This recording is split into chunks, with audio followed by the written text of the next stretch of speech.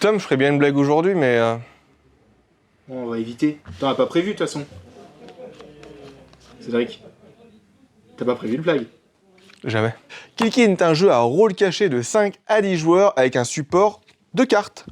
Dans Kill Kim, on va chacun avoir des petites cartes personnages qu'on va donner à chacun d'entre nous, mais surtout des petites cartes rôle. Vous allez avoir Save Kim, Kill Kim qui est super dur à dire vite. Kill Kim, Kill Kim, Kill Kim, Kill Kim. Non, en fait, c'est facile.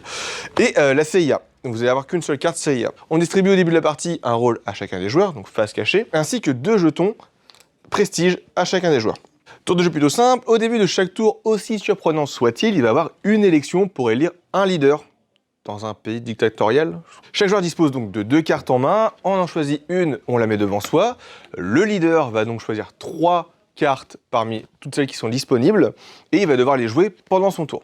Une fois que les 3 cartes du leader ont été jouées, on va redistribuer une carte à chacun des autres joueurs afin qu'il y ait suffisamment de cartes disponibles en main. Celles-ci correspondent du coup pour assassiner le dictateur. Suivant le nombre de joueurs, la condition de victoire va être différente. Donc, par exemple, à 5 joueurs, il va falloir jouer 8 cartes Kill Kim.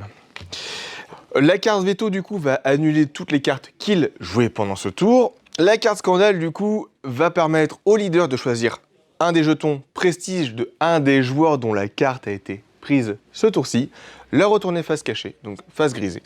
Si le joueur, du coup, n'a plus de jetons prestige, donc les deux sont face noire, il va prendre sa carte personnage, la retourner et être discrédité jusqu'à la fin de la partie. C'est une condition de victoire pour la CIA. La partie se déroule ainsi de suite, et comme c'est un pays formidable qui n'est pas la Corée, il va y avoir une élection chaque manche pour élire un nouveau leader suprême, qui ne sera pas du coup ni discrédité ni le même joueur qu'auparavant.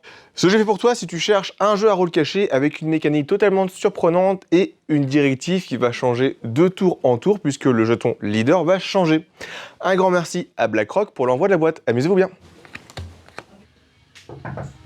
T'attendais quelqu'un? Bah non. Cédric, t'es pour le tournage?